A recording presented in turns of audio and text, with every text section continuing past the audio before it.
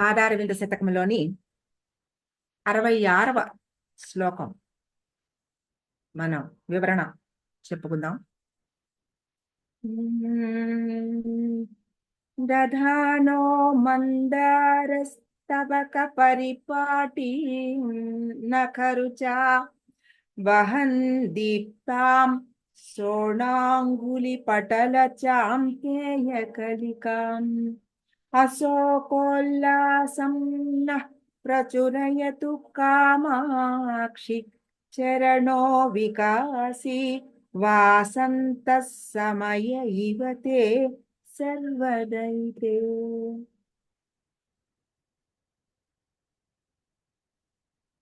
సర్వదైతే అని ఇందులో అమ్మవారిని సంబోధన చేస్తున్నారు. సర్వదైతే కామాక్షి. శర్వుడు, దైతే అంటే దైత అంటే ఆయన భార్య. సర్వదైతే శర్వుని యొక్క ఇల్లాల. శర్వుడు అనేవాడు ఆ సంహారకుడుగా ఉన్నప్పుడు శివుడి నామం శర్వుడు.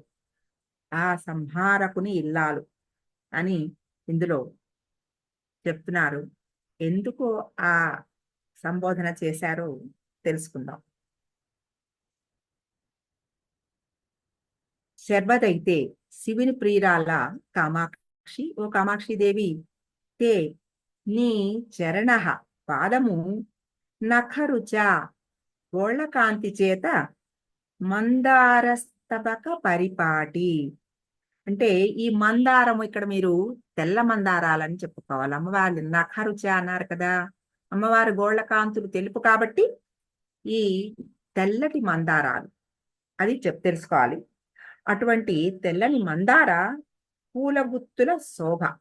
ఇక్కడ స్తబకము అంటే గుచ్చం, పూల గుచ్చం అన్నమాట.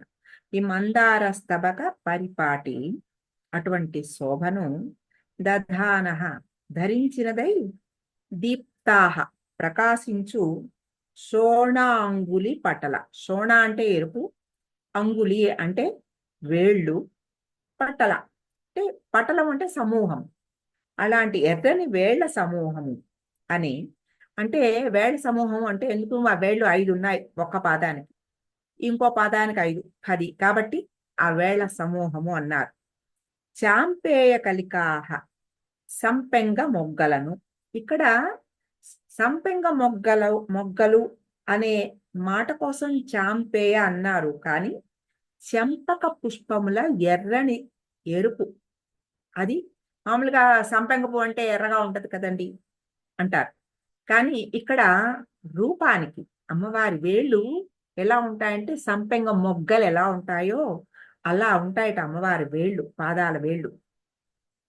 అటువంటి ఆ సంపెంగ మొగ్గల్లాంటి ఎర్రని వేళ్ల సమూహం 10 వేళ్ళును. వహన్ పూని వికాసీ వాసంత సమయ ఇవ. ఇవ అంటే వలె, లాగా, లైక్ అని అన్నమాట. విస్తరించిన వసంతకాలంలాగా మాకు అశోకోల్లాసం అశోక పుష్పాల వికాసాన్ని, ఆనందాన్ని ప్రచురయతు. ఈ ప్రచురయతు అంటే చాలా అధికం చేయుగాక, చాలా వసంగుగాక అనలే. మాకు ఆల్రెడీ వచ్చేసింది, ఇప్పటిదాకా మాకు ఆనందం వచ్చేసింది, దీన్ని ఇంకా అధికం చేయుగాక అంటే దీన్ని ఇంకా విస్తరింపచేయాలి, ఎక్కువ చేయాలి. మాకు ఇవ్వు అని అడగట్లే, నాలో ఇంకా ఇంకా ఎక్కువ చెయ్యాలి. ఆల్రెడీ ఆనందం పొందేస్తున్నాం, 65 శ్లోకాలు అయ్యాయి కదా, కాబట్టి ఆల్రెడీ ఆనందం ఉంది. ఈ ఆనందాన్ని అధికం చెయ్యమ్మ మాకు అని అడుగుతున్నారు. ఆ అమ్మవారి వేళ ఆ ధ్యానము, ఆ గోళ్ల కాంతుల ధ్యానము మాకు అటువంటి ఆనందాన్ని అధికం చేయుగాక. ఎటువంటి ఆనందము? అశోకోల్లాసం. అశోకం అంటే ఏమిటి? శోకం లేనిది. శోకానికి ఆపోజిట్ అశోకం.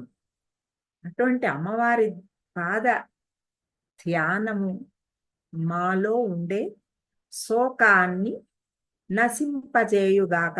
ఎవరు? సర్వదైతే కాబట్టి, శర్వుడు సంహారకుడు కాబట్టి ఈ సర్వదైత మనలో ఏం చేయాలి?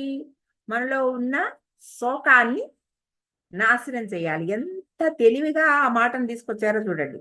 ఎంత బాగా ఈ సర్వదయిత మాలో ఉన్న ఆ శోకాన్ని నశింపజేసి అశోకోల్లాసం ప్రచురయతు. శోకాన్ని నశింప చెయ్యమనే మాట అనలే ఆయన. ఆ మాటతోటి అక్కడ వదిలేసి నాలో ఆల్రెడీ ఉన్న ఈ ఆనందాన్ని అధికం చెయ్యమ్మా అనే ఆ విజ్ఞాపన అన్నమాట ఈ శ్లోకంలో. వసంతకాలంలో శిశిరం వెళ్ళిపోగానే వస్తుంది వసంతం. వసంత మాసంలో పుష్పించని చెట్టు ఉండదు. ఎన్నో పువ్వులు. ఆ అందమైన ఋతువు, అన్ని ఋతువుల్లోకి కూడా అందమైన ఋతువు వసంత ఋతువు. ఈ వసంత ఋతువు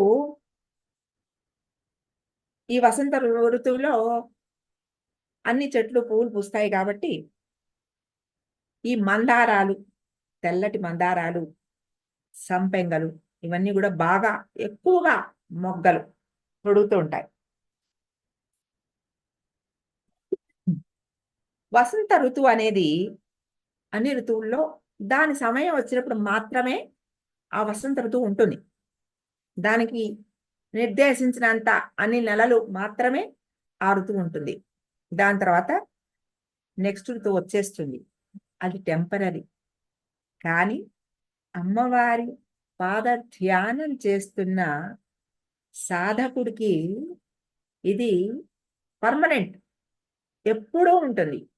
ఈ అమ్మవారి పాద ధ్యానానికి వసంత ఋతువు ఇంత టైంలోనే ఇప్పటి నుంచి ఇప్పటివరకే ఈ నెలలలోనే ఉంటుంది అనేది లేదు. నువ్వు ఎప్పుడు తలుచుకుంటే అనుక్షణము నీకు వసంత ఋతువే. వసంత ఋతువు ఎంతటి ఆనందాన్ని కల్పించగలదో అటువంటి ఆనందాన్ని జీవితాంతము కూడా నీ శక్తి కొలది నువ్వు ఎంత ధ్యానం చేస్తే, ఎంత సాధన చేస్తే అటువంటి ఆనందాన్ని ఆ పాదధ్యానం వసంత ఋతువులాగా, వసంత ఋతువులో పుష్పాలు పుష్పించి ఎంత శోభని చేకూరుస్తూ ఉంటాయో అటువంటి ఆ ఆ అద్భుతమైన ఆ శోభ, ఆనందం ఆ సాధకుడికి మనసులో ఎప్పటికప్పుడు ఇస్తూ ఉంటుంది. తర్వాత అశోకోల్లాసం, దుఃఖం లేని ఆనందం, ఉల్లాసం, అటువంటి ఆ శక్తి కూడా సాధకుడికి ఎప్పుడూ ఉంటుంది. ఈ వసంతంలో పుష్పాలు చెట్లన్నీ ఫస్ట్ చిగురుస్తాయి. చిగురుతోటి మొగ్గలు తొడుగుతాయి. ఆ మొగ్గలు తొడిగి పుష్పించే ముందు చెట్టు ఎంత అందంగా ఉంటుందో, ఎంత శోభాయమానంగా ఉంటుందో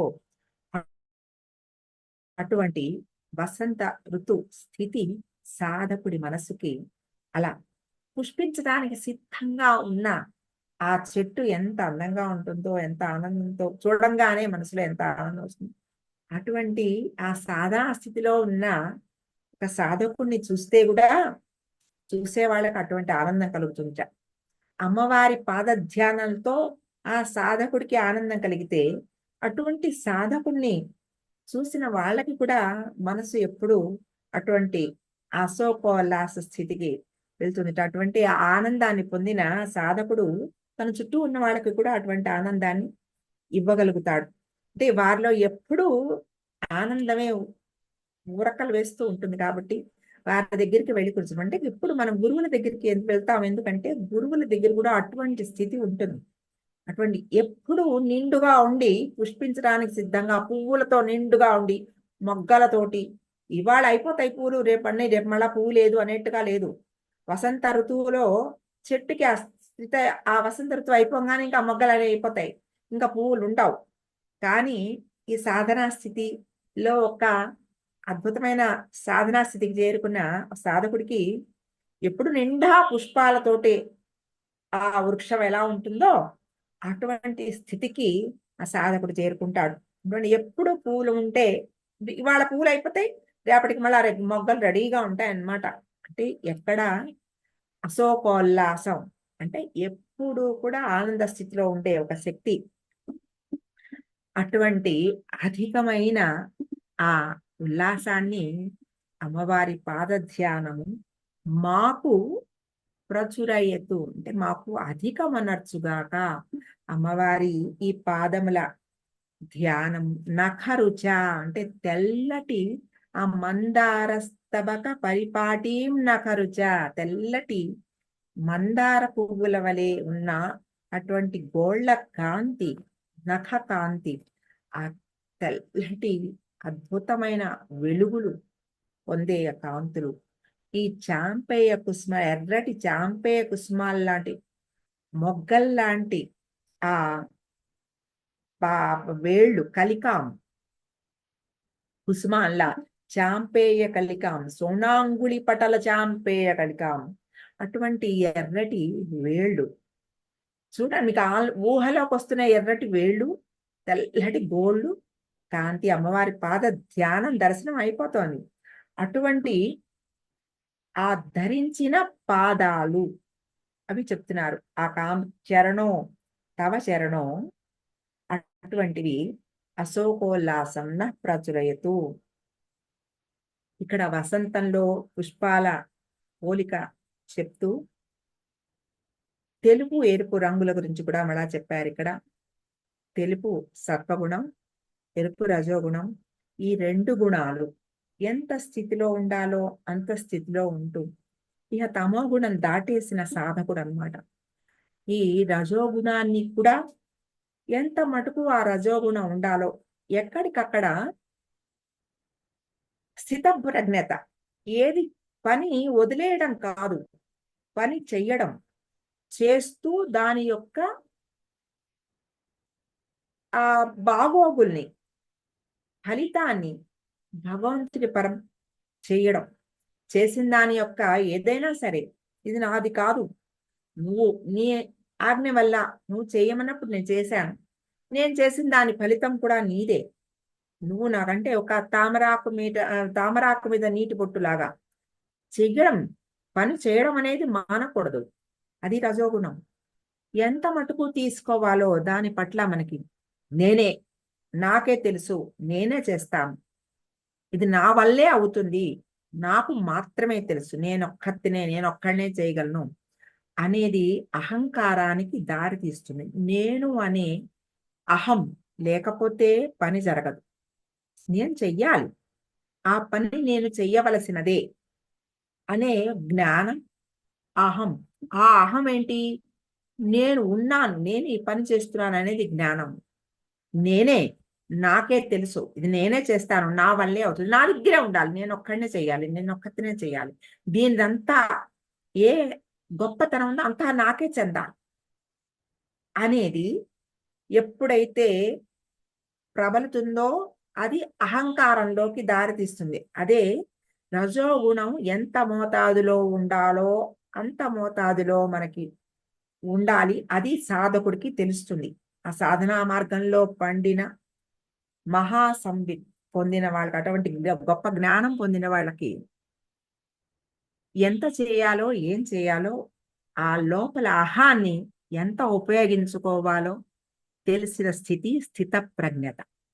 అది దానివల్ల వచ్చే కష్ట నష్టాలు కూడా నావి కాదు అనుకోగలగడం, అవన్నీ కూడా జ్ఞానంతో పొందవలసిన గొప్ప విషయాలు, లక్షణాలు. ఇటువంటివి ఈ తెల్లని మందార పూలు సత్వగుణం అయితే, ఎర్రని చెంపకముల రంగు రజోగుణం అయితే, అశోకము అనేది కంప్లీట్ స్టేట్ ఆఫ్ బ్లిస్ అంటే ఒక జ్ఞాన స్థితి, ఉత్తమ స్థితిలోకి తీసుకెళ్ళగలగడం. అది ఈ మూడు ఈ పద్యంలో చెప్పారు మనకి. సౌందర్యలహరిలో కూడా 85 శ్లోకంలో నమోవాకం బ్రూమో ఆ శ్లోకంలో పశూనామీశాన ప్రమదవన కంకేళి తరవే అని చెప్పారు. అంటే అమ్మవారి అంటే ఒక పుణ్యస్త్రీ పాదానికి ఎంత గొప్ప లక్షణం ఉంటుందిట అంటే అశోక పుష్పం, అశోక వనంలో అశోక పుష్పము అటువంటి పుణ్యస్త్రీ పాద తాడనం వలన పుష్పిస్తుంది అని చెప్పారు. అలాగే ఈ అమ్మవారి పాద ధ్యానం, అమ్మవారి పాద నమస్కారము, ఆ పాదం ఇక్కడ మనకి ఈ తల మీద తగలటం వలన అక్కడ జ్ఞానానికి, అమ్మవారి పాద తాకిడికి మనలో ఆ జ్ఞాన ప్రచోదనం చేస్తే అది మనకి ఆ ఎలాగైతే అశోకవనం అమ్మవారి పాదం తగిలి అశోక వృక్షం పుష్పిస్తుందో, ఈ సాధకుడిలో కూడా జ్ఞాన పుష్పం వికాసన జరుగుతుంటే సహస్రార కమలం విచ్చుకుంటుంది, అన్ని రెక్కలతోటి విచ్చుకుంటుంది అనమాట అమ్మవారి పాద తాకిడికి, తాడనానికి. అది అందులో కూడా సౌందర్యలహరిలో కూడా శంకరాచార్యుల వారు ప్రస్తావించారు అది. అలాగే ఇందులో అమ్మవారి ఆ పాద ధ్యానము సాధకుడిలో అటువంటి జ్ఞాన ప్రసూనం అంటే జ్ఞాన పుష్పాన్ని వికసింపచేస్తుంది, అశోకోల్లాసాన్ని ఇస్తుంది. అంటే ఎటువంటి దుఃఖము అనే మాట లేదు, సుఖ దుఃఖాలు రెండు ఒకటి, దుఃఖమైనా సుఖమైనా ఒకటే. దేన్నైనా అనుభవిస్తున్నాను, కొంతకాలం, ఏదైనా కొంతకాలమే ఉంటుంది. సమయానికి చాలా ప్రభావం ఉంటుంది. కాలం దేన్నైనా సరే, ఎటువంటి దుఃఖాన్నైనా కూడా పోగొడుతుంది. కొన్ని రోజులు గడుచున్న కొద్దీ నెమ్మదిగా ప్రవాహంలో నడిచిపోతూ ఉంటాడు జీవుడు.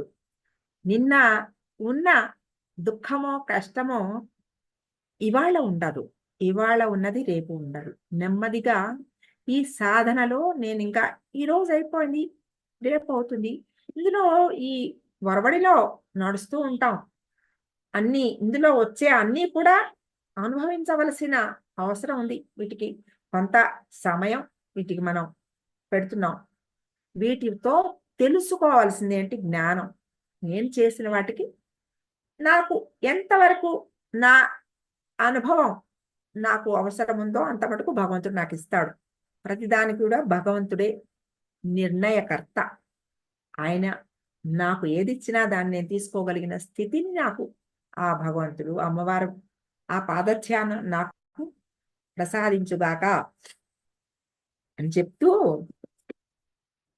ఆ వికాసి వాసంత సమయ ఇవతే, అటువంటి వసంత సమయంలో పుష్పాలు వికసిస్తే ఉండే అటువంటి శోభ ఎలా ఉంటుందో, ఆ శోభని మాత్రము నాకు శర్వదైతే నాకు ప్రసాదించు.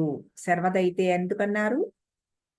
శరుడు సంహారకుడు కాబట్టి నువ్వు శోకాన్ని సంహరించేసి నాకు అశోకాన్ని, అంటే అటువంటి శోక స్థితి లేని ఒక ఆనంద స్థితిని ఎప్పుడు నాకు నువ్వు ఉన్నావు.